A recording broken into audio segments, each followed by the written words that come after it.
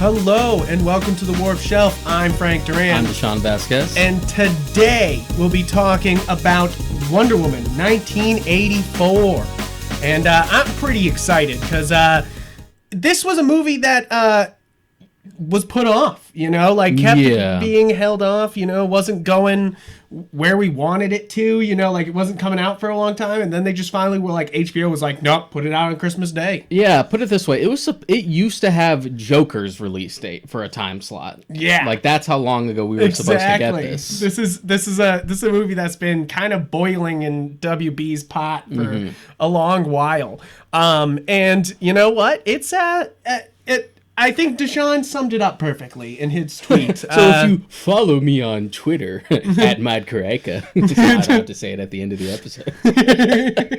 I've already ticked the box. You already ticked the box. Done. I had said back when I wrote my review for Wonder Woman, back in 2017, I think it came out. Yeah. I used to write for this site called The Critical Critics, and in my review, I compared it to Richard Donner's Superman, the first 1978 film with Christopher Reeve. Yeah. In sense of its tone and it's all in sense of warmth and spirit. And so I felt like fittingly 1984 is very much a Superman 2 type of experience. And I'm not talking about the Donner cut of Superman 2. I'm talking about Richard Lester's Superman 2, where the movie overall is, it's still warm, it's still charming, it's got a lot of heart, but it's really clumsy and sloppy in more than a few places. Yeah, and so we're going to go into spoilers starting now. Yeah. So that's pretty much your non-spoiler review, is that this is basically Superman 2. It's still got some of the good flavor that was going on in the original and still feels very hopeful. You say warm, but hope is the definite what's going on here. And definitely I can understand why some people absolutely saw this movie and were so head over heels because we live in such a dark time, and this is one of those things where you're like, oh, this is very hopeful and nice, and we don't get many nice things, that was a majority of the early Buzz reviews. Just it ain't perfect, but it's kind of what I needed right now. I kind of need it. So I see that mostly my thing is that I am not head over heels for this movie. I am not. I definitely not like the first Wonder Woman where I walked out being like, oh shit. This is a superhero movie. Yeah. I had to walk out and I do the opposite. I go, oh, this was a superhero movie. in you say Superman 2, and it kind of has the same feeling as the Amazing Spider-Man 2. Not as clunky. Definitely not as clunky. The Amazing Spider-Man 2 is, dear Christ, please stop, mounts a clunky. But I came out of Wonder Woman 1984 knowing what the fuck just happened. Yeah, exactly. And you weren't just like, did I see Dennis Leary's ghost? Ghost Dad. Ghost Dad. But it really, it's sort of similar in that they have the same ingredients, but they have such strange ideas going on at certain points. And I think that's what most people have a problem with this movie. I think that's what I can say right off the bat is that this movie has a weird premise. There's nothing else to put it, is that the premise is that they can make a wish on a sacred stone from a god. And of course it's like a monkey paw where something gets taken away from you. But the premise is that she can use the wish to do anything, and one of them is bring back Steve Trevor, which is they handle it in the weirdest way, what I mean? That's just the idea that rather than having Chris Pine just come back, because whatever, magic rock. The fact that they had to go out of the way, but no, he's actually taking on the persona of just some rando. Exactly. So it begs the question, okay, so what limitations does this mysterious magic rock have? Obviously because none. It seems to be able to do any other ridiculous stuff, and it doesn't have to be it doesn't have to have that same internal logic. But for this one, we need a hard rule, but no, it has to possess a dude. It can't just be Steve Trevor back from the dead. Right. It's weird. It's super strange in that aspect, in that that's one of the major linchpins of the plot, is that somebody that like Chris Pine is in somebody else's body, you know, like, and there was a soul swap, you know, like, which is where I started going like, wait, what? Like, Excuse me? what? Excuse me? And that's exactly it. I think you said it right, is that like they are putting a rule there when you kind of wonder, did it need this rule? You know, like, did it's kind of like I say it's kind of like more questions. Yeah, I think the grown, I think the grown aspect of all this is that like this movie feels like it complicates things more than it kind of needs to, you know, like, which is a very classic comic book thing where they're like, oh, but it's this weird idea, instead of it just being like, and he's back from the dead, you know, like, it's got to be a complicated thing, you know, and like, it doesn't really need to be, because I mean, it's not really the problem that it's a magic rock. I actually kind of dig this. I had a very funny conversation about my brother with it when we had seen it. Yeah. Not immediately, because we watched it Christmas Day, but like the next day. Nice. He's just like, I liked it fine, but like, did this really just like hinge on a magic rock? And I'm like, as opposed, and I immediately, without missing a beat, was just like, as opposed to the 6 magic rocks you drooled over for 10 years on the Marvel side of the pond? Exactly. But, yeah, exactly. And they're so arbitrary also, you know, like it's like Marvel chooses what those stones do every time they put out the stones. Like the comic book stones don't do what the stones in the movie do, you know. What I actually like about the magic rock is that it doesn't stay a magic rock. No, of course. They at least do. Okay, so I want to say right out, because I'm sounding like I'm being criticized. I actually had a great time watching this. I liked it. I think that's what I got to get across right here, right now. I had a good time. I actually I sat up in the middle of the movie. Like once Max Lord became the stone, I was like, okay, now we're talking. Like, I was like, at first I was like, okay, this is weird that it's supposed to be like 60 years later and Deanna's still like, oh man, I'm lonely and weird. Like, you know, like, which like, sure, it's comic books. Like, you know, like, and she is emotionally stunted, immortal woman, you know, like that's obviously what the plot, you know, is kind of hinting at. She pretty much explains like where she's at in her life at that point. Where she's just like, look, I work, I help out, and I'm happy to do it, but I feel like I'm just kind of going through the motions. Yeah, exactly. And it's not a bad thing, but it's also kind of weird, you know? Like it's kind of a strange plot beginning, you know? Like being like, I do like that.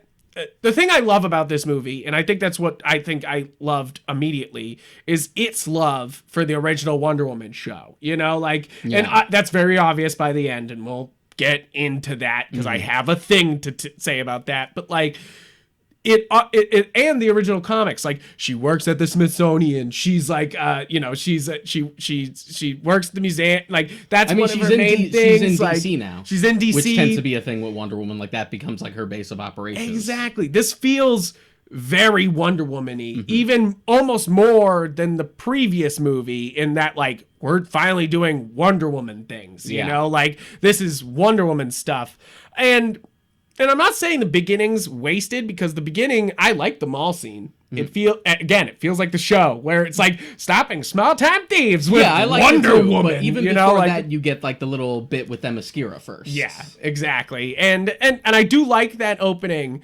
because obviously it sets up the like, it's not worth winning if you cheat. You know, like it's not worth, you know, like, which is also a very hard lesson to try to throw into this movie. Yeah, you know, like, because you're like, it's not, don't cheat, but you know, you were born a god. Like you know, don't cheat though. Like they're like, stop it, stop being an immortal half demigod. You know, like it's kind of one of those things where it's very like, it's almost like God privilege. They're like, you know, like they're like, oh man, you won't be able to handle this power, and you're like, Wonder Woman, you're handling this power, and there's a whole island of bitches who handle this power. You know, like you're just like, wait a minute, like, but I'm jumping around, but from the thing, but I actually so I think my love for this movie extremely depends on that I love Max Lord. I love the story of Max Lord. And I'm not talking this movie. I'm talking, I love that neck snapping bitch. I fucking love that kind. I mean, well, is it Final Crisis where she snaps his neck? Is it, am I forgetting? Infinite Crisis. Infinite Crisis. I know Infinite Crisis isn't everybody's favorite, but Wonder Woman snapping Max Lord's neck I think it might be like the lead into Infinite Crisis. Yeah, something. Because I think that's one of like the controversies in Infinite Crisis. They're like, Wonder Woman's just ready to snap necks. Yeah, like, because you shot Blue Beetle. But we're going for more like old school Max Lord, where like he was kind of he's the businessman. He's like, yeah, sort of like a used cars salesman type. He used to be the government liaison to the Justice League. Yeah. And we're aiming more for that than more just like, I just shot Blue Beetle in the face, Maxwell Lord. Which I know, but also that also is what got me totally engaged in the movie, because I was like, oh shit, when they were like, oh, you'll have to destroy the stone after he became the stone. I'm like, oh shit, she's gonna have to snap his neck. I was like, oh shit. So I just sat there the rest of the movie just going, snap his neck, snap his neck. Like, and I know, and big spoiler, she doesn't snap his neck, which is very disappointing to me. Very, very disappointing. Kill that motherfucker. I know it's Pedro Pascal, and everybody loves him, but kill that motherfucker. Much more madder at Man of Steel, Superman. How dare you take that away from Wonder Woman? That's exactly. So that I kind of realized that while watching it. I was like, the whole time I was like, snap his neck, and I was like joking with it with my wife, and then I was like, and then towards the end I was like, oh no, if they did snap his neck, they would be like, people would be like, oh, they just copied the end of Man of Steel, and you're like, no, she's the original neck snapper. She's the original. She's the OG. Baby. She's the original neck snapper. And yes, I see now why they were like, oh no, we can't snap. Like, you know, we can't snap Max. Women just can't have anything. As if we haven't taken enough from women. Now we got to take away their ability to snap a neck. Oh, Lord fucking When Christ. does it end, Frank? When does it end? When does the man privilege end? But no, even beyond that, even if we never like tick that box with Man of Steel, I didn't feel like we were going there. No, I was the minute they were like, you gotta destroy the stone, I was like, he's gotta die. Like, I was like, he's gotta die. I figured we were going for something different. Just give him the tone of the film. They humanized him a lot. Like, almost immediately, they were like, your son that you are obviously abandoning. Like, which is very ham-fisted, but anybody else would have like really ham-fisted that. I think number one thing from this movie is give Pedro Pascal every fucking role ever is the number one thing you get from this movie. Definitely hamming it up. Yeah, okay. But in a way, in a great way. But in a way that like really suits the material. I think there's two things that you got to get from this movie, even if you're like, it's cheesy, it's a little ham-fisted, it's got a weird pace, and it holds on a weird premise. Gal Gadot, this is some of her best acting. Like, you know, like her scene where she's revoking her wish and running away is one of the more emotional, like, the DC moments we've had so far. I was like, oh, that's actually good. You know, like instead of Martha, like, you know, like. Hey. Let's not talk about that. I still defend that damn scene. I know, I'm just joking. Yeah, I'm just joking. You know that I don't know why nobody made that joke beforehand. You know, like it's one of my major things about that. So it is like a good showcase.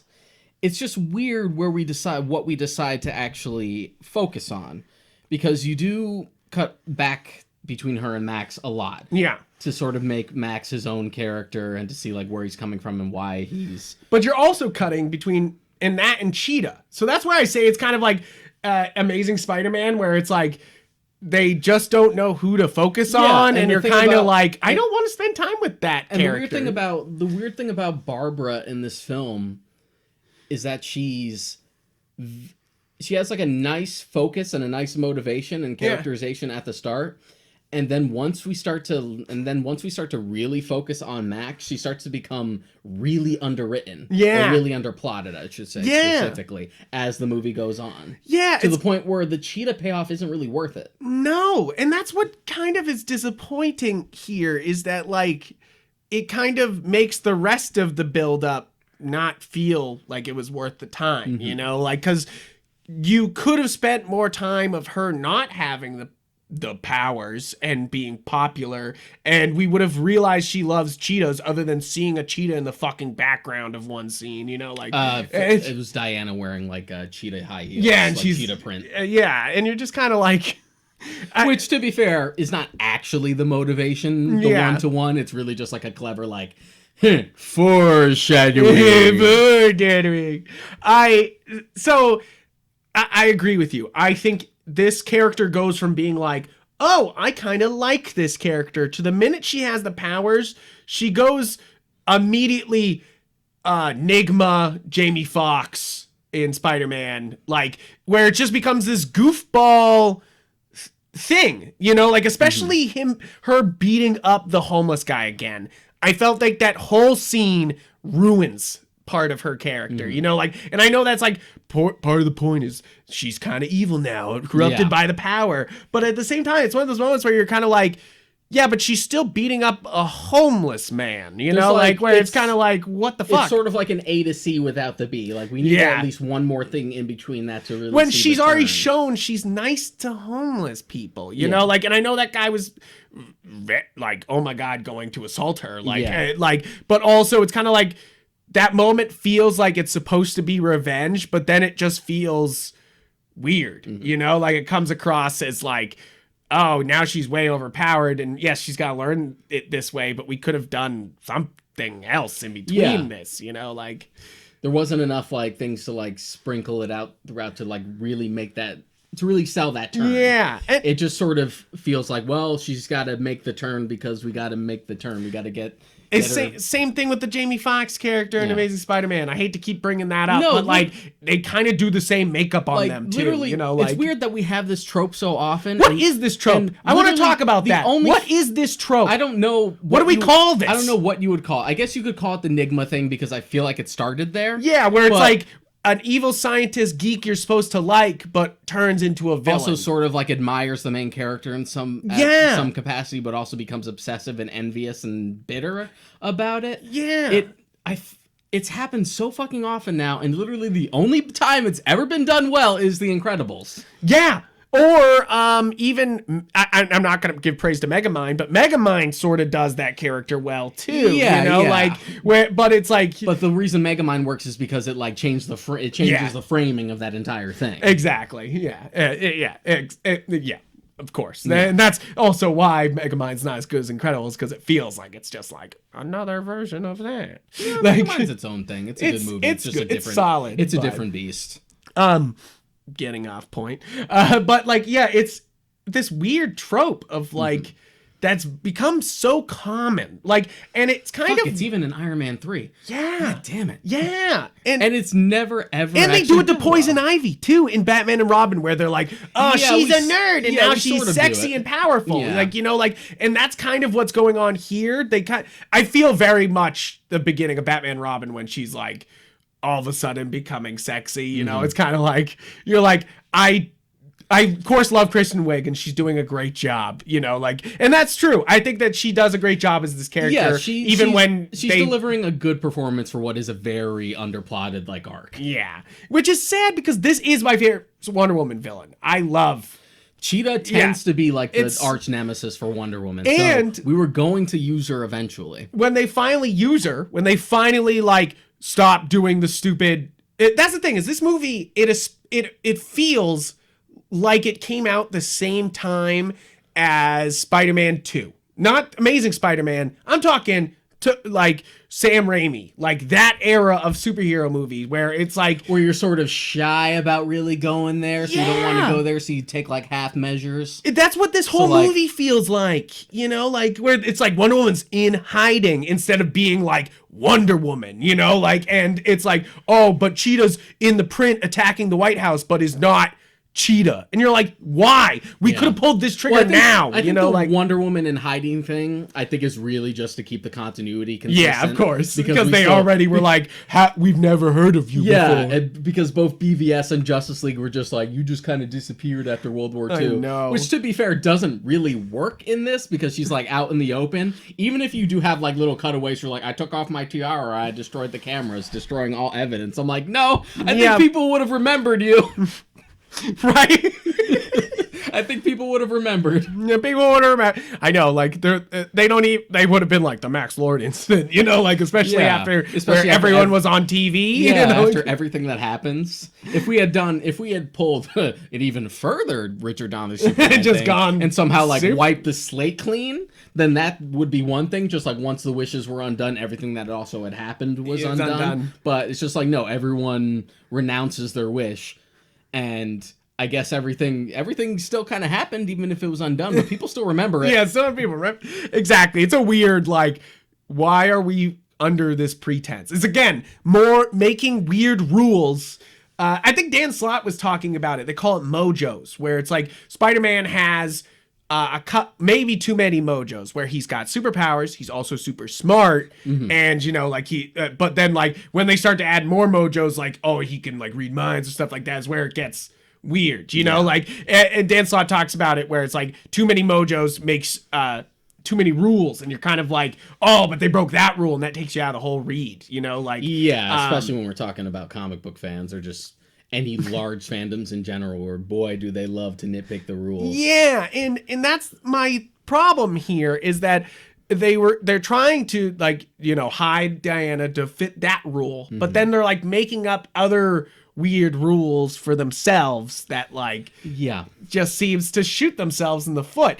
Because what happens is we start off with a Wonder Woman movie, and I'm like, hey, this, you know, Wonder Woman's running around, it's 1980s, Wonder Woman. And then Chris Pine comes back, and that's cool, but then it turns into, like, you know, Diana and Chris Pine having a good time for, like, half an hour, you know, like, which, like, cool, but it completely drops the pace of the film. Like, especially, and I think that's one of the major problems with this especially movie. Since we could be using that time to develop other things, kind of like Barbara Minerva in this movie. Yeah, it's kind of like, it's kind of one of those things that, like, it sounds like some male producer was like, yeah, but you got to keep the love pots in, and you're like, yeah, but we could maybe get it summed up a lot quicker, you know, like, because I love the invisible jet scene, even though it's weirdly fucking, they're like, randomly she can make it disappear. So fucking contrived. And here's the thing, I've never liked the invisible jet as a I concept. love the invisible jet. Wrong. I think invisible jet's cool. And I find it more pointless, especially if you have Wonder Woman fly, then she really fucking doesn't need it. Yeah. Which so they introduced both here. Even this movie is just like, well, I guess you don't need that again. I know, so they, like, and that's the thing, is they decide to take the plane, and then she randomly is just like, oh yeah, I've been working on this technique that my father was able to hide Themyscira, so I can hide it. And you're like, what? Huh? Like, you know, like, Rich, yes, I always talk about how movies always feel like they have to introduce something, and comic book movies don't exactly have to do that. They can just do things. Like, if Superman was able to just all of a sudden do his freeze breath, I wouldn't be angry, you know, like, I wouldn't be like, where the fuck did he get that from? They didn't establish that. But, like, it's he actually did use his arc of breath in Justice League. Exactly. And I got like a half chub because, like, even in the comics we barely address that he has that anymore. He's like, oh, he did it! He did it! Oh, he did it! And that's the kind of the thing, though, is like, that's one thing, but making up a power that Wonder Woman has never had, because the jet was already invisible. It's like that. If you're gonna stick to the comics of including the jet's already invisible. Like, you know, like, either you modernize it by making some sort of stealth jet. And it's invisible, and that's why, or it has to have some magical property that she was like, maybe it was granted to her as a gift. But don't have it be like, this is suddenly a power I have. Yeah, and not it. So it's kind of the smoking gun thing, where why you're supposed to introduce a gun, and then if you don't have the gun go off, it's stupid. But, like, you introduce this invisible jet, what for? You know, other than this, really, I do really love that scene of them flying through the fireworks. It's beautiful. It's gorgeous. Can you tell this movie was supposed to come out on the 4th of July? I know, right? You're like, hey, me.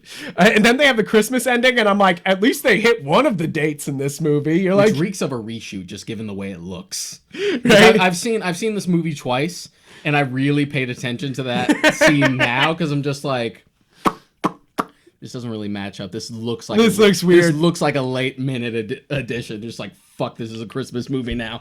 Oops, gotta put it out. Yeah, exactly. It's kind of like they just kind of, it's one of those things that, sure, we've alluded to that maybe they can hide things, but it's never been Diana herself being able to make things invisible, and I also think that's, which you could have established earlier. Could have been like, oh, I gotta hide this, the crystal from, what's her name? And made it disappear in front of her or something, and then explained it away then. Instead of literally as they're trying to go away, she's like, let me make my spirit bomb. You know, like, and you're like, what the fuck are you up to? Which sucks because I think you actually have like a clever idea there. I like the idea that like, oh, we're using the same magic that makes Themyscira invisible. You know, that works. But we're still jumping a bit. Yeah, exactly. And I think that's half the problem with this movie is it jumps a bit. You could have even had like a scene where you establish the invisibility in the Themyscira flashback just to plant the seed for it. But it just kind of comes. And then the problem is, once it's done, it serves no purpose later on, like you said. Yeah, and it's just kind of like, especially with the flying coming in to actually negate it, you know? Like where, like you said, where it's kind of like, and it's clear what they're trying to go for because she like interacts with Steve and he like teaches her like how to fly, and now she internalizes it, but which I kind of liked, you know, like I kind of liked that he's back and all he wants to do is fly. Like, you know, he's just like, I've got two things on my mind. I'm gonna fuck Wonder Woman and I'm gonna fly. Like, and you're just like, cool, bud. Like, do you, bro? He's like, the man who knows what he you've been wants. dead for 60 years. Fucking do you? Like, and that is definitely a huge charming part of this movie is Chris Pine, like, learning the modern universe, which it's kind of funny because it's a weird reversal of Captain America where he gets dumped and like she doesn't. And it's also a role reversal for Wonder Woman in the first movie because she was the fish out of the water then. Yeah. And thankfully it's not a lot of the film is focused on that. But it's fun. It's not like a joke that overstays its welcome. It's like you have a few cute little things here. It's definitely the drama after that I find I mostly have my problem with because it feels like it just kind of like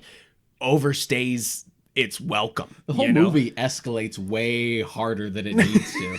Well, that's because he goes from, okay, Max Lord becomes the crystal. He gets the crystal. He becomes the crystal. First thing he does, other than like, is go over to Egypt and erect a wall. You know, like, like he's, like it's one of those things where it goes from being like, well, Max Lord's got some power and it seems like people have to listen to him after he gives them a wish. And then and you're like, okay, I'm establishing these rules, and then he's like, I built a fucking wall. Yeah, like, and like, it just appears instantaneously, which again just goes back to how this magic rock works, because then your questioning is just like, okay, so if it's going by the logic that it has to be a rando that I guess fucking Steve just body swaps with or soul swaps with, you would think like, oh, build the wall. It's like, okay, and then people start building. Or kind of like later on, where they're just like, I wish you Irish bastards would go back where you came from. And they from. start arresting and then people start getting arrested, but he doesn't just like disappear. Yeah, exactly. It doesn't like Thanos him. So like how...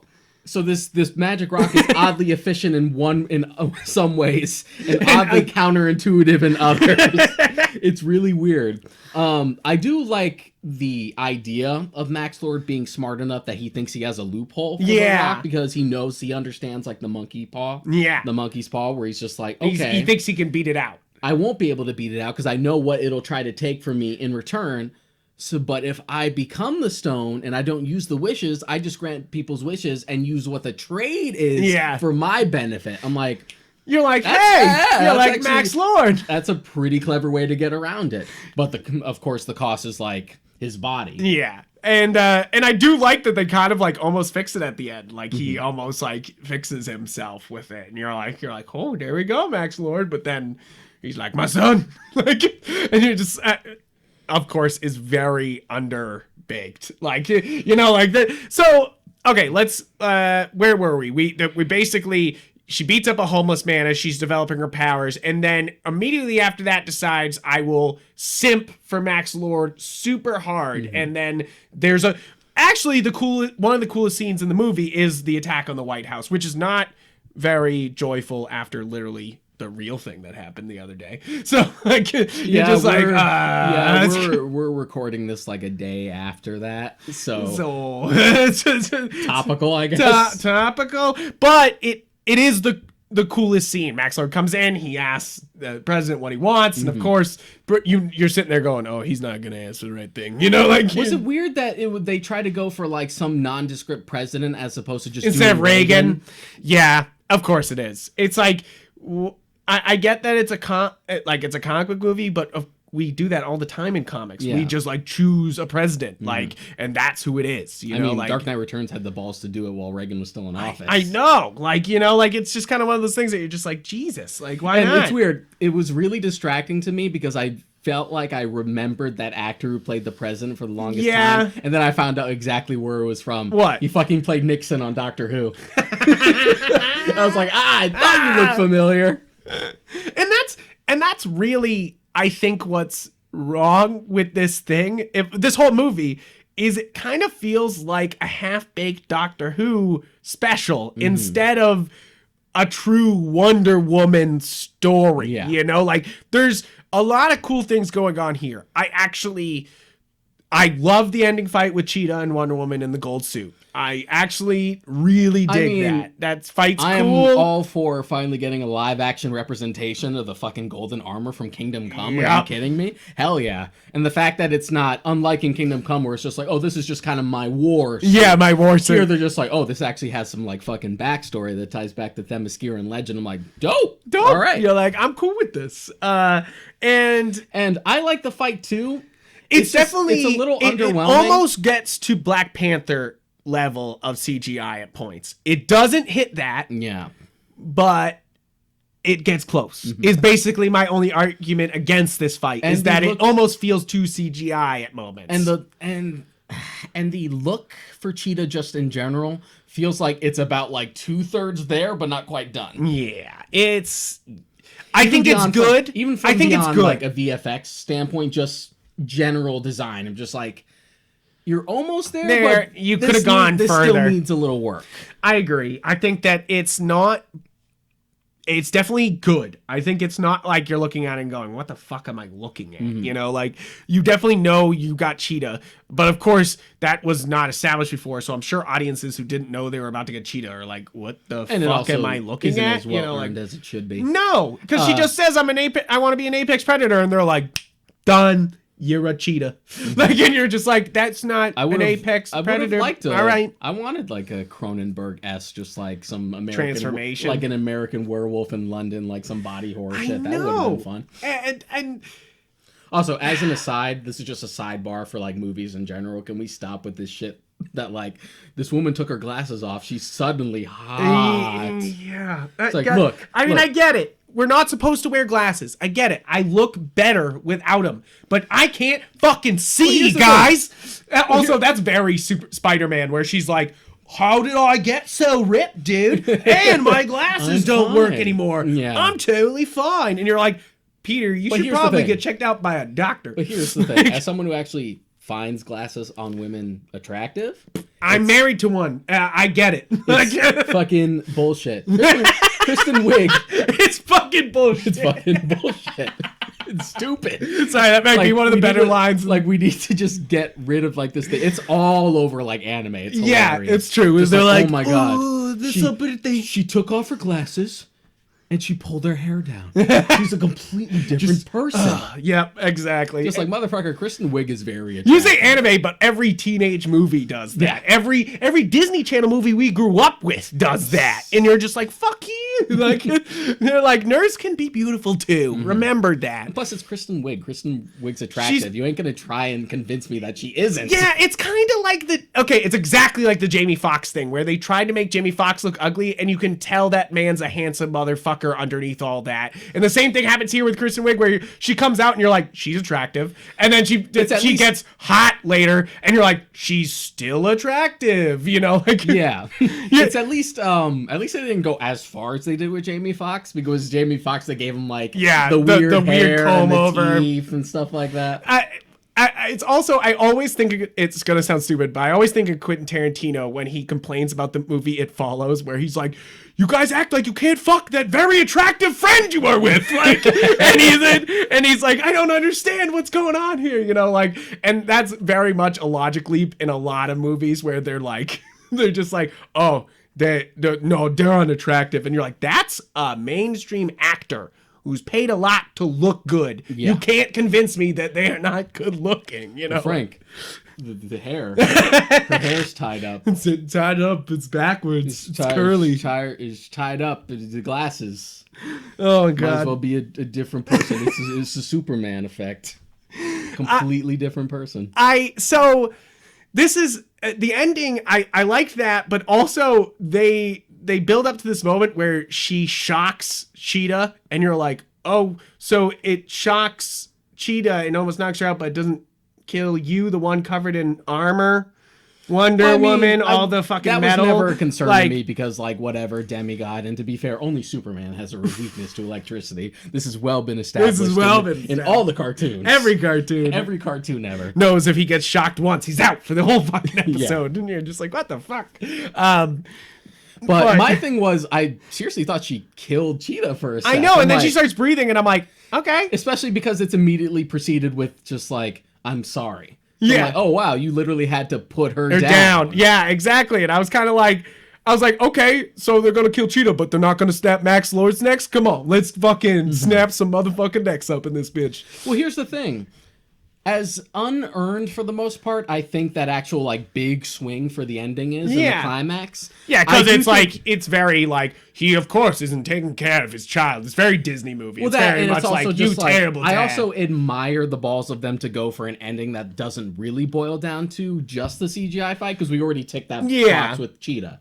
But it did have a blue light that hit the sky. Yeah, but I do like that they went for something that was just like, no, I actually can't save you guys. You need to be better and save yourselves. Which, obviously, I've seen a lot of articles arguing this, that in a world where a pandemic could have been over by now if maybe we wore some masks and social distance and didn't go out to restaurants, and we know for sure people are selfish about this. Like, we literally have evidence. It's you could definitely argue way too optimistic. Yeah, and that's the thing is like, I like this ending because it is very much Spider-Man 2, Sam Raimi, of like New York comes together and saves Spider-Man, you know, like the world comes together and saves Wonder Woman, you know, like, and you're kind of like, I get what you're doing. I admire that they try to go for something a little broader and deeper than just, you know, here's a big CGI thing. You fuck with one of us, you fuck with all of us. Especially considering that, like, the biggest criticism levied at the first Wonder Woman film is that, like, final battle. Yeah. Everyone says it doesn't really fit. It feels like it was added after the fact,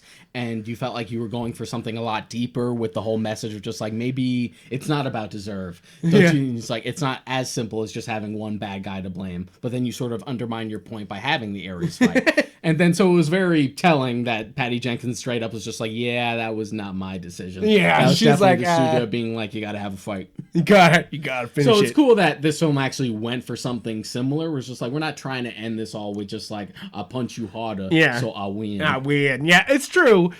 But the moment itself isn't as earned as it thinks it is. No, it really thinks it's, it feels like it's not as bad as the Martha moment where you're just like, oh, okay. And this is very much like, so now he cares, you know, like you're kind of like, so he didn't care all this time and now he cares. Like he all of a sudden believes in Christmas, you know, like it's kind of like one of those moments like in a Christmas movie where you're like, Dad's now a good dad because he believes in Christmas, you know, like, and it's like, that is just like a moment where he realizes he shouldn't kill his son, you know, and you're kind of like, you were literally about to sink the entire planet, bro, and you all of a sudden care, like, you know, like what? Not much changed, you know, like that she can't like successfully kill him because he has gotten too that's why I was like, time to snap his neck. That's why, see why I was like hyped though? She couldn't get close to him. She couldn't stop him. I was like, that means she's got to snap his neck. That's what that means. It's got to go. It's got to go. And of course, nothing. And I was like, son of a bitch. I actually like how simple the effect is and how intimidating like it all is, because he's just broadcasting it everywhere, and just by the sheer force of like the power that he's gaining, he's just like granted, and she's just getting pushed back by the force of it, and that's it. It's just like, I have everything. I do. It's a little more refreshing than just like Again, it's just like, that's a CGI thing. I'm a CGI model. We go And we're gonna punch beat each other up for a bit. Yeah, exactly. I'm glad the final fight is not Cheetah and her, obviously, even though that's the cooler fight. Like, But that's again, not, maybe like, it should have been. Not necessarily, like... But Cheetah kind of disappears after that moment. At the end of the day, we should have picked one or the other. We shouldn't have done both. Yeah. Well, you can, of course, have a sub-boss. Like, never... Yeah, of course. We could have feasibly made both. I think, especially given that Cheetah is often considered Wonder Woman's arch nemesis, she honestly could have just held the entire film by herself. And you could have really leaned into the idea of, like, because Barbara Minerva in most iterations always starts off as Diana's friend. Yeah. Who becomes corrupt. Exactly. And that could carry an entire movie. Yeah.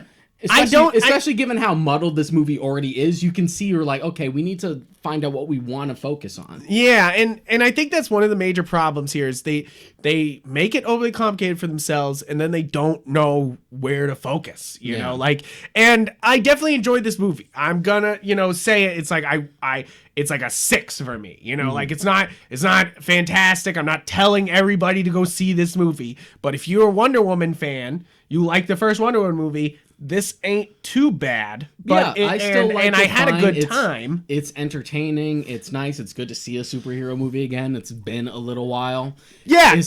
But that's another thing we have to talk about here. We both watched this not on the big screen. We both watched this at home. Big difference. Yeah. Big fucking difference when you're going to see a blockbuster. And of course you constantly think about that when you're seeing a new movie at home. You're like, oh, I bet this looked great on the big screen. But when you know that somewhere down the street you could see it on a big screen, but it's, not exactly advised to do that, you're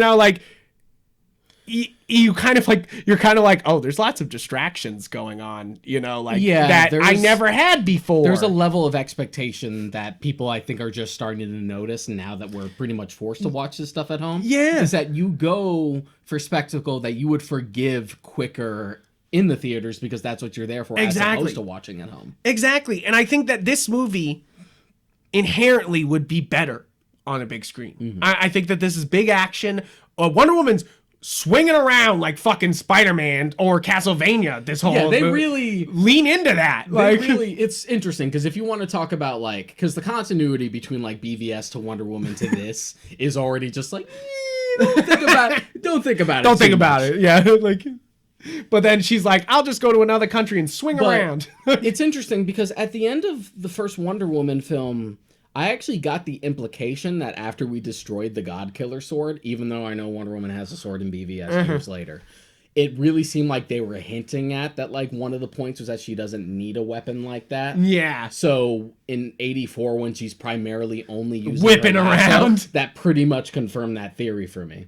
Yeah. Even if years later, I guess somehow she'll get a sword again because she needed it for Doomsday specifically. Lasso ain't gonna do anything new. Yeah, exactly. I really enjoy the action in this movie. I love that she whips around, and it's not silly like Thor, like I always make fun of, though. It's just funny because there's just as much twirly. Oh, it's just as much twirly. But at least I think it's because there's the projected moment, like where she throws it out and then she like yanks it forward, and that motion is less silly than, Plus she doesn't shoot off with it before she spins. The only time she like really twirls it is a cool moment where she's like using it to deflect bullets. Yeah, and I do love the use of it in this movie. Again, which is good because this movie's very much Wonder Woman show. Because they used the lasso sparingly in the first movie, but whenever she like really whipped it out as like a main weapon, it was always sick as hell. Yeah. So it makes sense that they were really gonna, especially if they want to like excise like sword and shield, that they would try to make it the main weapon. Yeah, exactly. It does have like that TV series feel to it. Yeah, where she's like, especially the ending where, he's touching everybody, but then when she hits him with the lasso, she's touching everybody with the lasso. I actually, as much as I'm saying there's a lot of cheese going on at the end, that moment's cool. That moment feels very Wonder Woman-y. That's right. You see a moment in a comic book or a movie and you go, yeah, that's right. Like that nails it. Like, and that's what that moment, even though it's cheesy, that moment's great, where it's like all of a sudden everybody's touching the lasso of truth, you know, like, and you're kind of like, oh, there you go. They all see the truth of the matter, which also makes it, makes the argument of like, oh, all these people don't come. Why would we ever come together? We obviously can't. We see that with the pandemic that people won't come together. That explains why the people come together is that the lasso of truth hits them all and they all can see truth, even if nowadays they can't see the truth, you know, like this. Or choose to ignore it. This is, that's definitely a really cool, nice moment, you know, like I like that a lot. And again, I feel like a lot of the movie is like that, where it doesn't always hit, but when it does, you're just like, ooh, you really got it. You really got it. It's true. I feel like that pretty much like, especially with I think Max Lord also, you know, like I joke that I wanted to snap his neck, but Max Lord's one of my favorite characters because he's such a cheesy, like he just shouldn't belong there. And Pedro Pascal plays him with such bravado. Like, you know, like they went for this this 80s business mogul who's like old school Max Lord. It feels very RoboCop a little bit. He also has a lot of like Gene Hackman Lex Luthor in it, which further cements like the Richard Donner Superman parallels. But I love the like life is good, but it could be better. It can be better. I knew that was gonna turn into a meme. Yeah, right. When it happened on screen, I was like, "Yup, that's a meme right there." That's a meme right there, and it has. It's really taken off. There's actually a lot of other moments that I thought should turn into memes. Like Chris Pine turns to Diana at one point and goes, "Damn, Diana," and I was like, "How is that not a meme already?" Like just seeing like, "Damn, Diana," like. Like I forget what happens right before that moment, but you're like, wow, that's like weirdly like Josh Whedon, like aware, you know, like moment there. You're just like, So I just think the focuses were in the wrong place. Yeah, because I think it fundamentally comes down to that they think you'll care about Chris Pine and her falling in love again, and also this like body swap thing going on. They spend a lot of time with him trying on different outfits, which is funny scene. Yeah, but it's one of those things that there's other characters here, like Max Lord, like Cheetah, that I would rather spend time with than the Chris Pine we already got a full arc with in the last movie, and he doesn't really have an arc here. He is just here to like learn about the world, and then he's like, oh, the minute there's a problem, he's like, Diana, like, no, I'm not worth it, like, go, which is good for him, but also that's not character development, you know? Yeah, like, and we sort of already had this point by the end of the first movie. Yes. Like Steve Trevor's sacrifice at the end of that movie is one of its best moments.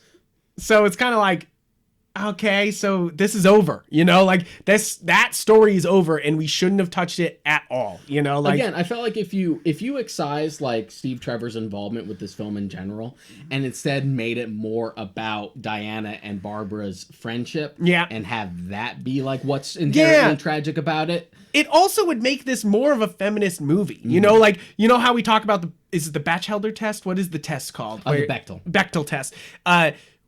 You would have had more women talking to each other if it was actually scenes with her and Kristen Wiig, you know, instead of all Chris Pine and her, you know, there was also a reading, and then talking about Chris Pine and her. There was also a reading that people got, which I didn't see the first time, but watching it again, I can sort of see. Is people were just like, is Barbara into Diana like that? Because she kind of seems like she is, which is I would go for that. Yeah, you know? exactly. Like, it's like lean into that shit, you know, like, and obviously DC should not be afraid of their lesbian relationships because it's one of their biggest selling properties right now is Harley Quinn and Poison Ivy. And to be fair, number one thing, comic book marriages are stupid and they never last and they suck. Poison Ivy and Harley Quinn, well, that's perfect. That's great stuff. And that should last forever. You know, like, fuck going back to the Joker. That should last forever. You know, like that. Keep going with because that it forever. Works. It also helps that they're both basically bad guys. Yeah, right. So you're just like, hey. Hey. So nothing. So It's not the a weird case where Batman Catwoman thing. That, and you're not worried. It's just like, oh, it's just boring because domestic married life is boring, blah, blah, blah, blah. Just like, no, these two are both problems. They're just going to be a problem. They're just both going to be problems together. Yeah, it's not like, obviously people think of Peter Parker and MJ because they're like, oh, MJ's just trying to keep him home and he just wants to be Spider-Man. Make that inherently tragic. So even if you're unfamiliar with the comics, you'd be like, no, I don't want them to not be friends. Yeah. And then even if you are familiar with the comics, if you do it well enough, you can be like, damn, I know what's coming. Yeah. But even then, I'm kind of dreading it. That's sort of what they did with Doc Ock's role in the Insomniac Spider-Man game. Yeah. And they also do a little bit in 2, but they really push it in that game where, like, he's really a friend there, and he's working with you. He's a friend, and he's, like, slowly becoming more desperate. And you grow to like Otto so much that you know he's going to become Doc Ock.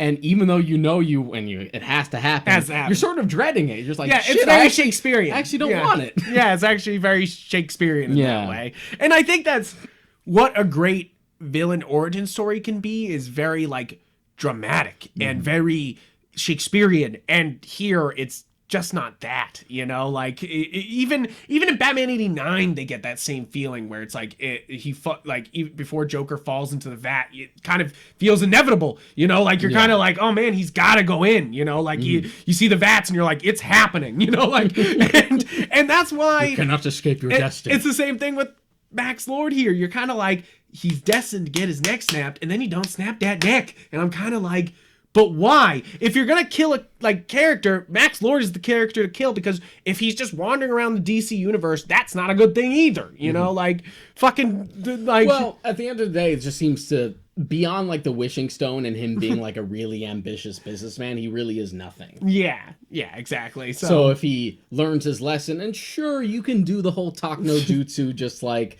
I learned my lesson, it's fine, we all good. It's fine, I destroyed half the world, but it's okay. It's back to normal. They renounced their wish, it's fine. Problem solved. Slate is clean. Slate's fine. Oh yeah, I know. Oh man. It's one of those things that, like, the whole end of the movie, you're kind of like, so where do we go from here? And so I sit there for the end scene. I'm going, okay, I know there's a scene at the end, and that will hopefully connect to a Wonder Woman 3 or Flash or something, you know, which, to be fair, could. Yeah. I guess. So the end scene, I expected something to connect to another movie, but it's actually fan service, which, to be fair, is actually really nice. They acknowledge that the suit of armor, who they already said was from, what's her name? Asteria. That the original Wonder Woman, Linda Carter, is Asteria, and she's just walking around in the Wonder Woman original costume, you know, like, sort of, like, kind of, like, very reminiscent of it, but with a cloak on it. Yeah. So you would be like, oh, I see why during the old show they thought she was Wonder Woman or something like that. You know, like... No, it's not. It's definitely meant to, like, wink at it, but not, like, specifically invoke that show into continuity. It's in the same way that, like, if you casted Michael Keaton as, like, an old Bruce Wayne, and he's just, like, it doesn't have to be connected to, like, the Burton movies, but it could still just be like, wink, wink, wink. Wink, wink, wink. And yeah, same way. They always did with Adam West. Carter thing, my mom called it from the start. When you had that flashback with Asteria and you got the close-up of the eyes. She was like, Linda Carter. Literally had the fucking Leonardo DiCaprio Once Upon a Time in Hollywood meme. That's fucking Linda Carter. That's great. I was just like, is that Linda Carter? That does kind of look like Linda Carter. So when the post-credit scene came, you were like, I told you, that was Linda Carter. See, that's the thing, is as a fan of that show, this movie's great in that aspect, that, like, and that's what's the weird, we could do a whole podcast on this, on the evolution of what audiences have expected from comic book movies. Because if this movie came out in 1990, right after Batman 89, this movie would do great. Yeah. This movie is a classic superhero movie in every bad way also, you know, like in the same way where that Superman 2 comparison is. Yeah. Because, oh boy, I'm sure 1981 Superman 2 was the shit. Why not? You know, like, what else did you fucking have? You got Superman 1, which at least that one actually does still hold up. But it's kind of like, we've gone, I always say we're spoiled, but it's really just an oversaturation of the market, you know, like we still have these people trying to make older superhero films, and those aren't going to fly anymore. Yeah, and because it's less about, there is part of that where we are spoiled, but it is also a sense that like we've evolved that particular genre. Yeah, and I think that's exactly it, is that, and it's also bad for DC because DC's sitting there going, oh, you might have more movies than us, but we have more Oscars than you. Mm-hmm. Like, we're making the better movies. And then they put out just basically Superman 2 / Spider-Man 2, and you're kind of like, guys, like, you know, like it's just kind of, which is weird because you can directly compare this to the last movies we had in the DCU were Shazam and then Aquaman before it. It's weird that Aquaman is almost just as ridiculous, but almost just as much of a mess in places, and yet it still feels so much better. It still feels so much better, and it all gels so much better. Yeah, because that's really it, is that this does not, lots of it don't gel. Mm-hmm. Like, you know, like, it has lots of great things going on, but none of it land, you know, like, none of it fully gels together, and you're kind of like, shit, you know, like, but I do enjoy this movie. I don't know how much I'll rewatch this movie. I know you've already seen it twice. The best person to watch this movie with is someone who grew up with the old TV show because, oh man, my mom. Because I want to watch it with my mom too. My mom was, like, she loves it. My mom fucking loved it, like from beginning to end. Like I watched it with her and my brother, and she loved it. And that was the funny thing is my wife was like, I don't want to watch Wonder Woman 1984 because she hadn't seen the original Wonder Woman, and she's like, she always is like, I'm not into superhero movies. And then she walked out of, I remember she walked out Aquaman being like, that was great. And then it was funny, we were watching Wonder Woman and she was like sleeping, and then she sat up in the like after the first 5 minutes of the Themyscira part, and then she was hooked. Like the rest of the movie, even if it was silly, she was like, now show her the first movie because it's better. I know. I'm like, oh shit. But it's kind of funny because like it is an engaging movie. Mm-hmm. I had a good time. Does it mean it's good? No. Like I'm not trying, you know, like that's the problem here. And that's my thing. Like the movie is fine. And you want to talk about this on a broader spectrum as far as criticism is concerned, it's okay if a movie is okay. Yeah. I know we've been raised on the internet. We've been on the internet so long where a movie and you're listening to a podcast. Listening to a podcast where the internet wants you to believe that a movie is either a masterpiece or it's garbage. But there are movies that exist that are more in the middle. God. Hell, most of them are more in the middle. Like, if you're only looking for masterpieces, you're gonna be shooting for the stars constantly is hard for the for movie watching, not let alone movie making. You know, like, and I think that's what happens is that sometimes a director just realizes that she doesn't have to shoot for the stars, like, you know, or she anybody doesn't have to shoot for the stars and just can make a movie. And so sometimes that doesn't work out, but so here's the weird thing about like where they want to go for 3. Yeah. Is that one, they do want to make a modern day, like they're done with the period piece stuff, which makes sense. I guess. Because I mean, I don't want a fucking 90s Wonder Woman movie. And we're actually gonna I'm cool with that, yeah. Although to be fair, we are like 20 years out from the 2000s. Yeah, I'm like, you could do 2010s Wonder Woman. 2000s. But so they want to move it to modern day. I'm like, okay, that makes sense. You can enough with like the prequel-y stuff. Yeah, and you can involve the other superheroes, which is... Yeah, exactly. Again, I will say it again and again and again. Marvel's like, oh, look, we brought 16 heroes together. And you're like, shut the fuck up. DC, like, Justice League Unlimited had 30-something heroes the first fucking episode. DC is always better with more heroes. Did you hear me, guys? More heroes. Fucking put them in the movies. Like, stop fucking around. Like, stop showing this half of Shazam. Just fucking give all the superheroes together and just make it happen. Like, this was there were a few little Easter eggs throughout the film, too. Yeah? Did you notice Simon Stagg? Yes, I did notice. I was laughing at that because I was like, hey, look, Simon Stagg. Stagg Industries. Where the fuck is Metamorpho? I better see Metamorpho in the post-credit scene of this movie. I know. I was kind of like, they just wasted Stagg. Like, I was like, come on, what are you doing? Like, I know, but so beyond that, they do want to make the third one take place in modern day, and they are considering bringing Cheetah back, which is just one of those things where like. So does she immortal now? You better do something to address the age, because she gonna be old by the time like we get. But yeah, and that's another thing that brings up at the end 2020s. is she fights her so much not to revoke her wish, and then at the end she just decides to because of the lasso. But it's kind of like one of those things where I wish she didn't, you know, like, and she's the only one who doesn't renounce her wish, and there's somebody who just didn't do it, you know, and is running around all super powered up, not, you know, like, and I know that's very Batman and Robin with like Enigma stuck in the prison at the end, just like laughing and like, you know, like it's like I can see why they were like, that's too much cheese, you know, like, but you know what? Sprinkle. I feel like the right way to go, because you've already told the cheetah story and you didn't really do it that well. No. So I'm not sure there's much room for her at that point. I think the way to go is to like really focus on the Pantheon again.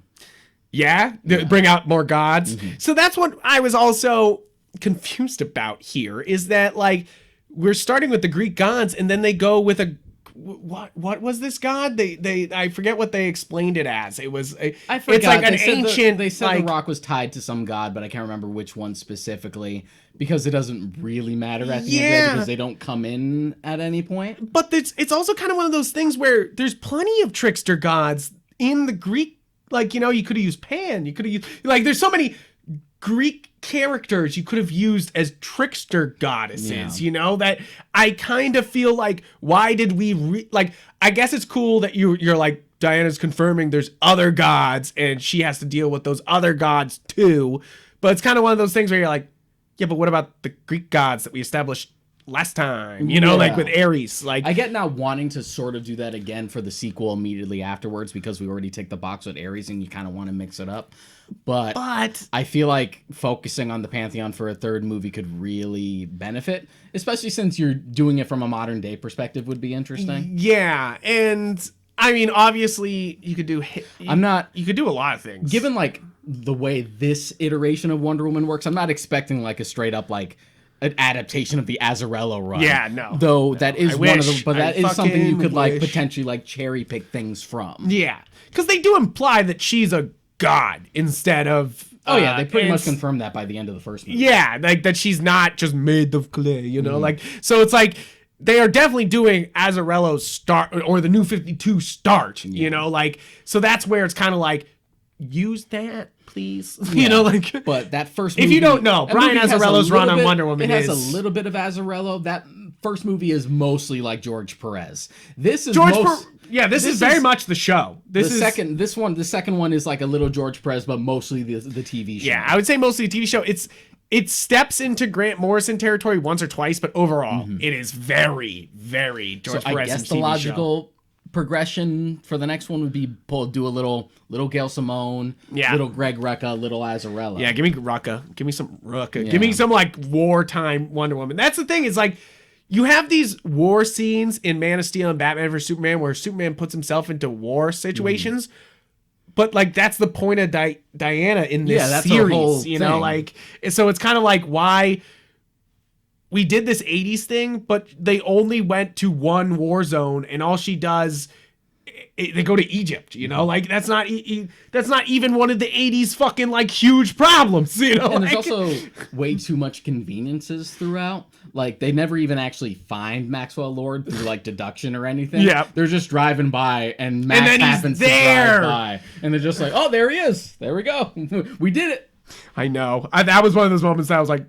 And it also was like, where did the jet go? And then they're in the car finally, you know, like, so it obviously ran out of like. I think they used it to get back because there's like one scene in the woods somewhere where like a bunch of wind is coming out and you sort of like hear a jet turbine. So I'm like, okay, that's the they're using jet. They're using the invisible jet.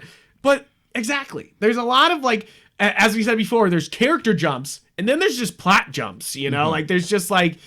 And it's weird, you know? Like how much again you want to keep like this canon consistent, how much you don't, because I do actually like the scene in a bubble with like Wonder Woman like flying. Yeah, and plus I prefer that to the invisible jet anyway. Just have her fly, and plus, it looks good. It looks good and too. Given her appearances in BVS and Justice League, they're very coy about it, but it does seem to imply that she can fly. Yeah, because she seems to get distance. Everyone literally pointed out just like her entrance in BVS she had to have flown in there. Yeah, exactly. And when she's I think she's flying beside the Batmobile in Justice League when they're going forward. I think there's a moment where she's, or maybe she's just running really close to the ground or something like that. But there's also the ending of the first Wonder Woman film, which is in present day at that point. Yeah. And there's that thing where it looks like she's sort of like jump flying towards the city to go save the day. And it's sort of like in this middle, it's like, is that just like a Hulk jump or are you like flying? Yeah, right. Is that a Hulk jump? Yeah. Which I'm okay with. If she's Hulk jumping around, that's fucking hilarious. I mean, she basically did that in BVS against Doomsday. It was fucking sick. Yeah, right. Just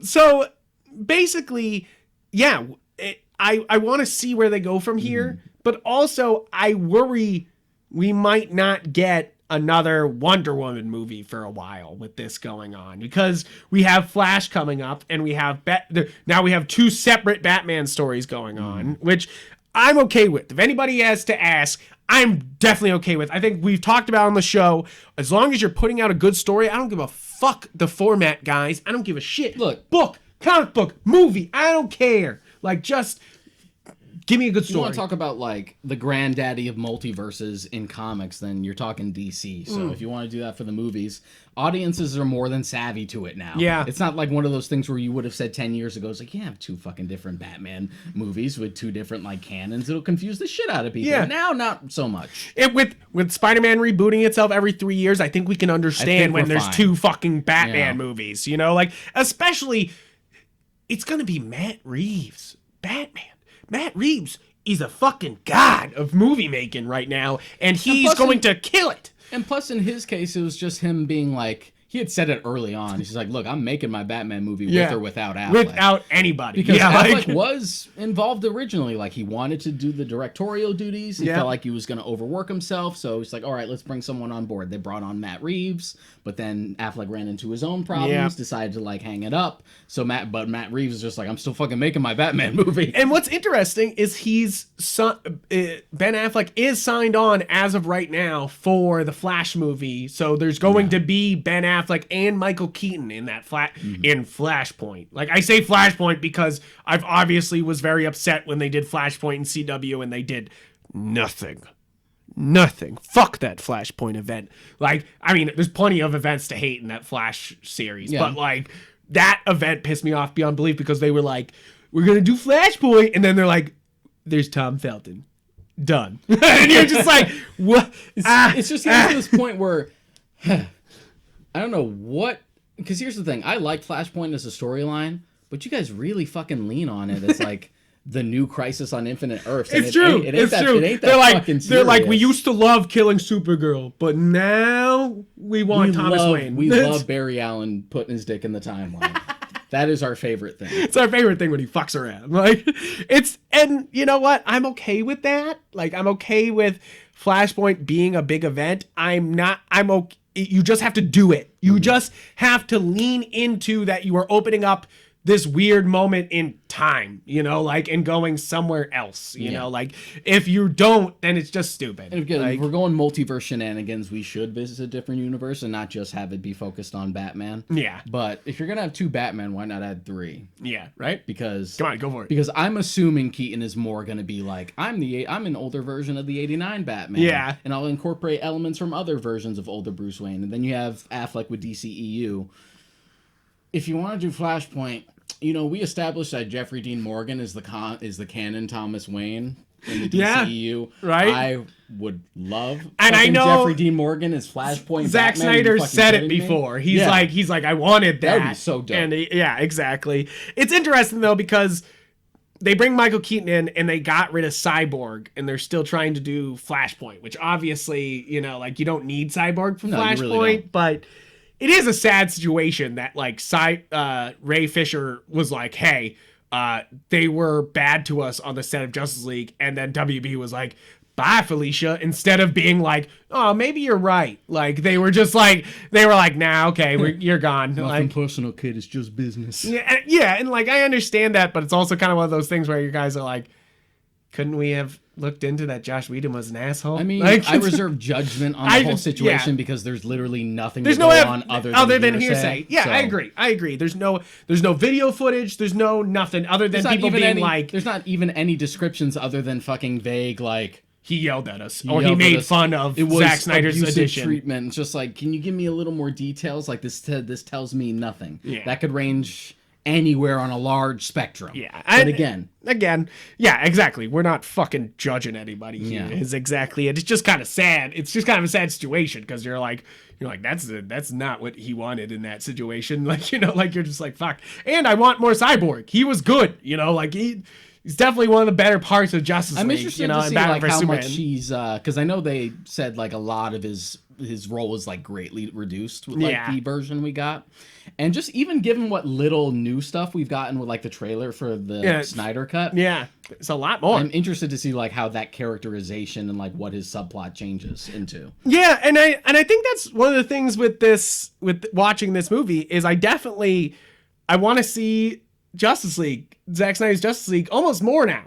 Like it's kind of funny. It's like I'm like, okay, that was cool, but now give me them bombastic, like big bang bam, like give me like, let's see what that is. And like HBO Max is promising to give me all this DC content. I'm cool with it, like I'm fine. Like give me that shit, like and I mean overall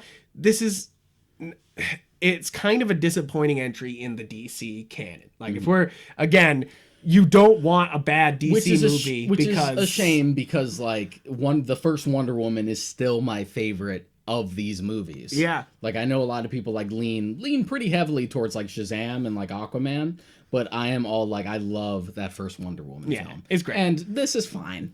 Yeah, and that's it. This is fine, and like that's the problem. It's an underwhelming sequel. It happens. It happens, and it happens more than people like to fucking admit because they like to forget the sequels happen. But yeah, and it's kind of like they kind of have to redeem themselves in the next one, and it kind of makes me worry for that new Rogue Squadron movie. Is that like Patty Jenkins was given that like she did Wonder Woman, she did this, but you're gonna give her another big property, and it's already kind of a property that I'm like, what are you going to do with this? Like, what are you going to... I think Rogue Squadron can work. It could be fun. It can be a lot of fun. There's already a huge section of like the Star Wars fandom that just loves that X-Wing shit. Loves that, yeah. Loves that loves any... Yeah, I love spaceships. Everybody and just the loves idea spaceships. that like Patty Jenkins, I think she had a relative that was actually a fighter pilot. Yeah, like she obviously understands... Obviously from this movie, she loves flying. Mm-hmm. Like that is... super apparent. Like I can kind of see what was going on here, but it's kind of like I worry now. I had really high hopes after Wonder Woman 1, but now seeing Wonder Woman 1984, I'm kind of like, like well, I mean between like Wonder Woman 1 and Monster, that's still more positive than negative. No, true. I'm not saying she's Francis Ford Coppola and can't direct anything good anymore. I'm just saying this is a misstep. Yeah, that's true. Francis Ford Coppola. I mean, we're gonna have to watch The Coda at some point soon when that comes out. What's this Wii stuff? I will watch it, and I know you won't. I might. It's out. I just haven't bothered. I might. Is it on? What's it on? It's just you could just buy it. Yeah, you could just like rent it. Oh, well, maybe we'll have to do that. It's just out. Okay, I didn't know that. I thought it was on a service or something. See, the thing that's is, weird. I haven't pulled the trigger to like because you have to like rewatch. I have to rewatch part 3 so I can have it fresh enough in my mind to like really notice the difference. So you got 6 hours to fucking kill. Like, I mean, it doesn't have to be like the same day. It just has to be like watch it, and at least within the next couple weeks, watch Coda. Okay. That makes sense. We're going to have to do that. It's kind of like my thing with Apocalypse Now, because I'm pretty sure the version I watched was just the theatrical, but there are like fucking 4 others. But it's been so long since I've seen it that I'm so just you like... don't even know well, I the noticed the differences are? differences if I watch Redux, I don't know anymore. It doesn't have like the obvious tells like fucking Blade Runner. It's just like narration, no narration. Yeah. Unicorn, no unicorn. Very true. Yeah, like you can't really tell. You're like, wait a minute. Just like stupid ham-fisted ending, ambiguous cool ending. Okay. But I mean it It is. I don't know if it's. I don't think it's underperformed. So I'm not worried about a Wonder Woman 3. I think Wonder Woman 3 is obviously coming, or something more with Gal Gadot. I think she should absolutely. She's the shining gem, other than obviously Jason Momoa of this DC universe. Like perfect casting. They're not having drinking problems. They're not trying to jump ship to other franchises like Henry Cavill. Like, you know, like these people are sticking around and they're trying to do their thing. Look, man, leave Henry Cavill alone. Yeah, he deserves everything. Unlike everyone else I know, he was a Witcher fan before it was cool. Yeah, right? It was his dream. Let him have his Let him have his dream! Yeah, no, I agree. It's kind of sad that they had to stop filming Witcher. The other one I would argue is probably also Zachary Levi as Shazam. Yeah, he's good. Yeah. He's good, and I want to see more. That's the thing. It's like, we don't have any more of him. He's the only superhero that got... That's it. Like, you know, like, everyone else has, like, multiple movies, and Shazam's just like... All right. That is one of the ones they mentioned, like with the fandom stuff, but it's just so early on. Yeah, they haven't shot even a bit of footage of for Black it. Adam. Just like, yeah, it's happening. Oh yeah, Black Adam. That's another thing. Yeah, Black Adam's coming. I'm like, I put it this way: like, I didn't care, but then you told me Dr. Fate was going to be in it, and now I care. Exactly. You tell me Justice Society of Mary's going to be in it. I'm cool. It's just like Black Adam, but it's also kind of a Justice Society movie. It's just like. Yeah, exactly. He had me there. Yeah. Like, I wasn't in before because I was just kind of like, okay, so it's going to be a rock movie, and then they were like, Justice Society, and I was like, you had it's like I need Dr. Fate. Yeah, please and thank you. And again, that means multiple heroes. Yeah. As always, that's going to work. And I think that they realized that with Shazam too, and I think that's what works there is they bring in the whole family, and there's lots of superheroes, and it's fun. You know, you're like, hey, look at all these superheroes together. Like, you know, like they realize it too. And I think that we'll get something like that with Aquaman 2 at some point. But the thing I'm worried about with Aquaman 2 is that what are you going to cover? What are you going to cover? Because you can't do Jeff. You got to look to other runs because you basically did Jeff Johns. Jeff Johns, it's over. You did Jeff Johns the Run, the movie. You just stuffed it all into one film. So done. Over. I don't know. And then what's the other one we have coming out? Suicide Squad. We have the Suicide Squad coming out in this year, hopefully 2021. This is the movie I'm most excited for the DC universe. I really think that's the movie that will turn everything around. You know, like I like that it sort of has like the Guardians flavor, but it's allowed to be like way more hardcore. Yeah, exactly. And I think that with the Harley Quinn show and other things, they're realizing that DC can be adult, and that's a good thing. You know, like one of the big things that I'm glad that they've realized is that you don't need to segment characters just because they're in one property or the other. Yeah. That used to be a huge problem with the TV shows. Like, trying to think of an example. You know how Aquaman just kind of disappeared in Justice League Unlimited? Like, he was such a big character in those first two seasons. And then they're just like gone. The reason he was gone was because they were trying to fucking get an Aquaman show on the WB, which later became the CW. And that was the reason it never aired, because it kind of got lost in the shuffle. Yeah. With the transition. Crap. Because the CW, for all you kids at home, there used to be two different networks called WB and UPN. Yep. And the CW was basically just the merger between the two into a brand new network. Yep. And so that's why Aquaman started to like disappear. And there was also plans to bring in like more ancillary like Batman characters, but they couldn't because the Batman was going on at the same time. So they had to be really coy with references. That's why when they go to Bloodhaven and Unlimited, you see like the silhouette of Nightwing. Yeah. But they don't show him because Nightwing. They can't. They had to be like really slick about it. Exactly. And the same problem happens with Titans though. They barely show Batman at the end of that show, and same thing with the CW DC shows. Yeah. We're like, oh, we had this whole Suicide Squad set up storyline planned. We actually like set up each of the characters. We were going to do like a whole Suicide Squad storyline for this season. There's a movie. There's a movie coming, and we need the Suicide Squad, so you're not allowed to have them. Yeah. Use them. Just like, what does it fucking matter? What does it matter? Yeah, exactly. It's like, why can't we have multiple iterations going around? Yeah. You know, like that's why I'm excited about this Batman thing. Thankfully, we've pretty much like stopped that, and we've calmed down about it because WB at large like realizes that no, people will not be confused. It's not that fucking hard to differentiate that like this is the TV show version, this is the movie version. Oh yeah, right. You're just like they're like, well, it's funny because you say that, but then I remember going to Justice League and people being like, so why isn't it the Barry Allen from the TV show? And you're like, what? why did you think that? Well, those are the people. You can't help everyone, Frank. Yeah, you can't. Exactly. You can't help everybody. But it's like, it's one of those Those are things the, where you're like, wait, why did you expect that? Those like, are the Joanne and Cletuses of the world. Joanne and Cletus.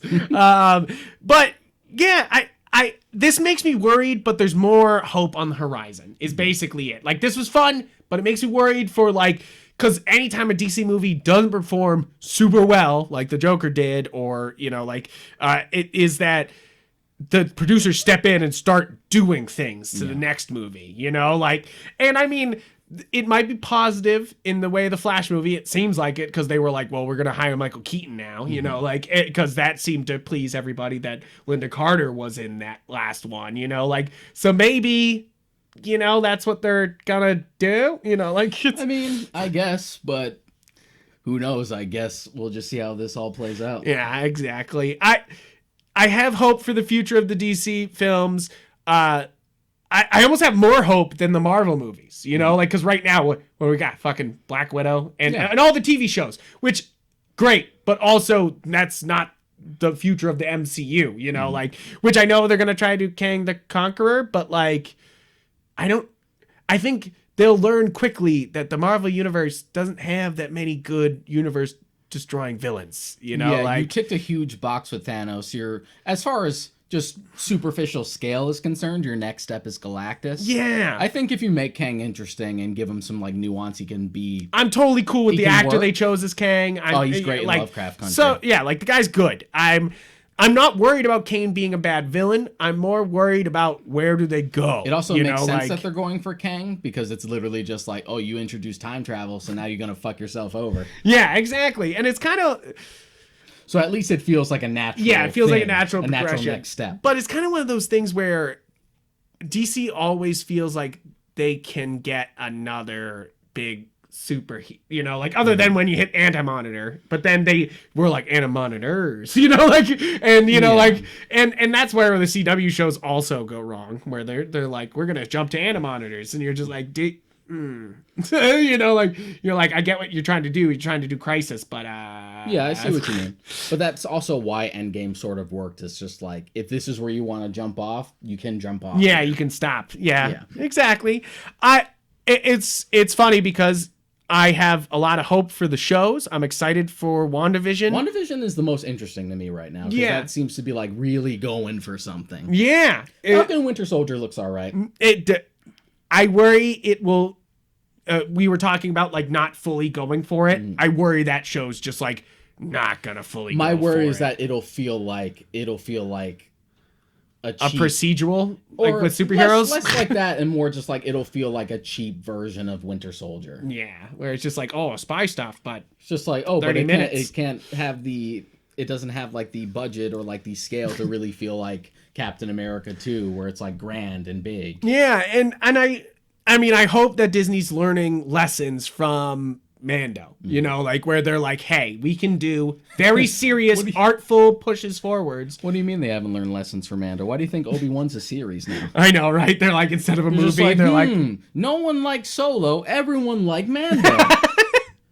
We were gonna do an Obi-Wan movie. It is now a miniseries. yeah, it's true. It's kind of funny because I was thinking about that. Solo, if you spaced it out and made it like, and Ron Howard kind of like infused even more like Arrested Development feel to it, that would have been a fun miniseries. I still wouldn't have you liked know? it. No, I know you would. I mean, there's obvious problems with that fucking movie. Like, I'm not like, but What does crack me up is like the Lando show that's coming. I'm like, oh, the Lando thing, the thing we should have gotten to begin with. That's what Solo should have been. Yeah, It should because have been he was a the best Lando part. movie. Yeah, he was the best part. And plus, Han Solo is one of those characters like you have his complete arc. You don't need a fucking origin story. But Lando is such a broad strokes character that we never really get much insight into and doesn't appear often enough that a Solo movie would have worked for him. Yeah, exactly. And you're just kind of like, But guys, it's okay. Now we get it. now we get it. I mean, the same thing is, there was a lot of like, for years there was like, oh, we're gonna do a Boba Fett thing, and now we're getting a show, and that is, to me, that's probably the best way we can do this. You know, like we're gonna get like a fully fleshed out Boba Fett story. You know, like I'm cool with the book of Boba Fett. What was I gonna say? I lost my train of You thought. lost the train of thought. He thought about Boba Fett for a bit. And got a half chub and Derailed my forgot thoughts about with Boba shit. Fett. Oh, here's what I was thinking. I wonder what they're gonna do with that plot thread that will definitely not be fucking resolved with a Solo 2 with the Darth Maul stuff. Because rewatching the Clone Wars finale, because a friend another friend got into Clone Wars, nice, and I was just like, I cherry picked these exact episodes for you to watch with me, Yeah. and one of them was the finale. Nice. Just like, oh, that Martez sister shit you could watch on your own. You can fucking deal with that You can yourself. deal with that yourself, but I'll watch the Bad Batch shit, and I'll watch the finale. Which, the Bad Batch trailer, I mean, I know we're getting off topic, but like, hey. But one of the things I noticed that I hadn't noticed the first time I had seen it, or the second time, because I watched it the second time with you, was that the fucking main antagonist that Paul Bettany plays in Solo is actually in the final season of Clone Wars. Really? Yeah. When, it also helped that was the first time I had seen Clone Wars after watching Rebels, so I'm like, hey, I recognize all of y'all. But, yeah, there's a scene where they're walking in, where Maul's troopers are walking in on Maul, and he's having a conversation, like, through the communications, and he, like, whispers to, like, one of his fellow soldiers, just like, Maul's telling the Shadow Collective to go into hiding. And I'm looking at, like, the people that are there, and I'm just like, is that fucking Paul Bettany's character from Solo? And then I looked it up. I'm like, it is supposed to be Paul Bettany's character from Solo. So just like, oh, they're not ignoring it. Yeah, they're not it's a thing. And from a timeline perspective, this would be before Solo. And I know this is completely off topic, but that's the way to think about this, is that a lot of people are like, just wipe out the DC universe or wipe out the sequels to the DC. Obviously, they're not going to do that. The way to do this is to lean in, and that's what... why people even appreciate the prequels now. People fucking hate the prequels, but because of Clone Wars and many years of marinating, people like that shit. Even if they're wrong, give it like 10 years and a show that takes place in between. I don't know. I know. In between Force Awakens and Last Jedi, and then suddenly the sequels will be brilliant. It's one of those things where all it needs is like, it's Rogue One, and people will be like, wow, how genius. Like, you know, like how suddenly and retroactively genius. But that's that's a whole other thing. That's a whole other thing. I was thinking about it the other day, and I know I'm getting off topic, but like, Force Awakens, not bad. Like, I watched it again recently, and I was kind of like, shit. I'm just going to cut you off, Frank. I know, I'm getting Star Wars. Way off the beaten track. We are long done with Wonder Woman. I know. Let's wrap it up. I'll stop it, but... Don't blame him. We haven't had a filthy casual in a while. He's had this building up in his system. All I was going to say is Force Awakens is good. Last Jedi is good. Rise of Skywalker lets everyone down. And they blame the entire trilogy for that, when it's really Rise of Skywalker that pisses everyone off. Yeah. Same as like the Game of Thrones ending. Is that really cool until the ending, and then no one wants to talk about it for the rest of society. You know, like... a bad ending will fuck you. It is an interesting thing to talk about. Like, it's not, because I'm going to go on a tangent. It's not even like an angry one, but it's an interesting thing as far as like fandom is concerned. Yeah. But Wonder Woman had a decent ending. How about that? Yeah.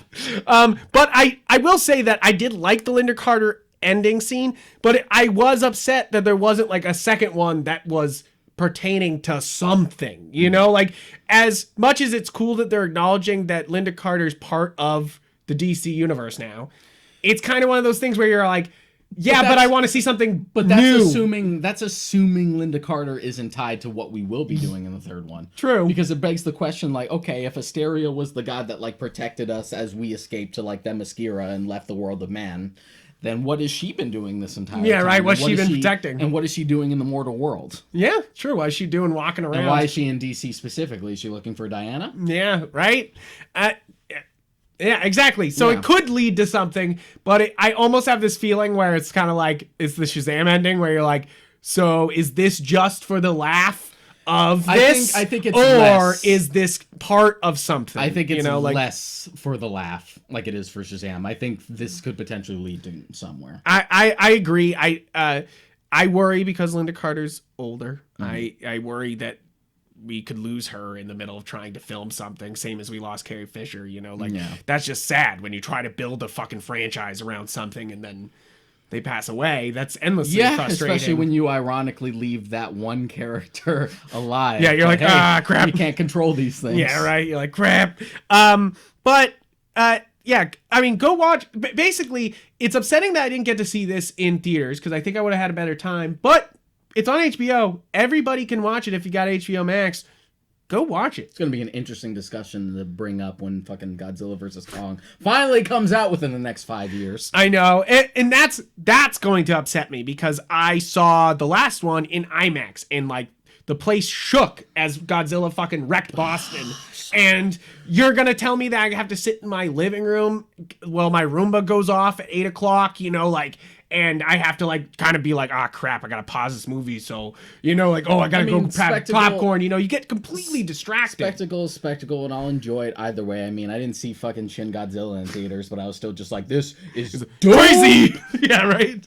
I'll still appreciate it, but there is definitely something missed because I did see the 2014 film and King of the Monsters in theaters. And I know. Those are definitely experiences I value and remember. Yeah. In Godzilla's case, for the first one, I was like, that was the most fun I had in theaters. Yes, there were better movies that came out, but this was the most fun I had at the movies. Exactly. And I think that's one of these things is that I really enjoyed this movie, but it made me miss movies almost more than a lot of the other movies I've seen recently. I saw Mulan recently, and I didn't think to myself, man, I wish I saw this in theaters. Yeah. I immediately thought that with Wonder Woman. I was immediately like, damn, I wish I'd gone to like the Majestic or wherever else, the Regal in Fenway, like something, you know, like to see this movie. And I think that's kind of one of the sad realities of this. There's definitely more guilt for you than me because I actually was pretty good about going to the movies. The last one we saw was Invisible Man. That the last one we both saw is that. Yeah, but even before that, I was always good about like, yes. Hey Frank, you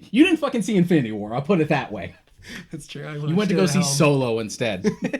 That's why. And you'll never let me live it down. But the irony is that you were starting to get back into the swing of like going to the movies more often, and then wham, oops. And I would love to go more. You know, like I would love to. It's just obvious that it's probably not the best idea. But you just gotta take what you can get. I mean, there's not that many good movies right now too. You know, and it's also a case where like nothing's in theaters forever. Yeah. And there are people who only get to watch the movie in the context of home media, but it still holds up. Yeah, exactly. So, a good movie should be a good movie anywhere you watch it, but that doesn't always apply with who you watch it with. I always say certain movies are better with different people. Yeah. Like, you know, like that's just obvious. Like when somebody loves a movie, you're going to have a better time, you know, like I just want Godzilla and Kong and I want Dune. I fucking want Dune. Dune was the only one back when it was going to come out in December that was just like, am I going to die to go see this movie? Am I going to kill myself? Am I going to kill myself to go see this movie? Or it was like the fleeting thought for like a millisecond before I was just like, no. No, I shouldn't. I shouldn't. But damn it, I just want it. But guys, let's round it up. Thank you guys for listening to this episode. Please, guys, you obviously saw our new intro. We got new intro music. We'll have the link down below for where you can find all the guy who created it, Geppy's music. You can find it down in the description, and you can find it in our podcast description. He's got a beat page, so if you need music, he's gonna help you out. And he was amazing to work with, and I love this intro. I'm so excited. And believe me, that's it's definitely good to extend a helping hand, because whenever you realize you need something commissioned, the first thing you ask is like, where do I go? Where do I go? Yeah. Who do I go to? Who do I ask? Where do we turn? Where do I turn? And guys, please check out galaxygeek.com, where we post articles and all the podcasts. We're on every podcast platform, but subscribe or whatever on all those platforms. It really does help the show. Guys, find us on Twitter and Facebook. I'm Yupfrank on Twitter, and he already said his Twitter handle, so he doesn't have to say it again, because you remember from an hour and a half ago, I'm sure. It's Mod Karaika. But you can check out our Facebook page. We also have a Discord server if you're into that. If you want to discuss things directly with us, that's probably the best way. Twitter and Discord. It's probably the best way. If you want nice pictures, if you put it this way, Frank on Instagram is about the passion. I'm about the cashin'. He has the nice, like, professional photos. I'm just posting geek shit. Yes. So if you Mod Kareka on Instagram too, and yeah, if you want my nice pictures of Boston and New England, sure, follow me. But if you want some of what we got here on the shelf back here, or his own shelves, you know, that's what Basically, anytime I get a new pop or collectible or any other cool shit like a book or a movie, I'm always posting about it. Exactly. I find it more fun, and plus, I don't know. It took me so long to actually get onto Instagram, but now that I'm actually into it, I'm like, kind of like it here. Kind of like it here. Especially since Twitter just keeps getting worse and worse. Yep, because you're screaming into the void. And Facebook is dead. But it's okay. But thank you guys for tuning in. Thank you guys for listening, and we do it for you. And I hope you have a great rest of your week. Adios.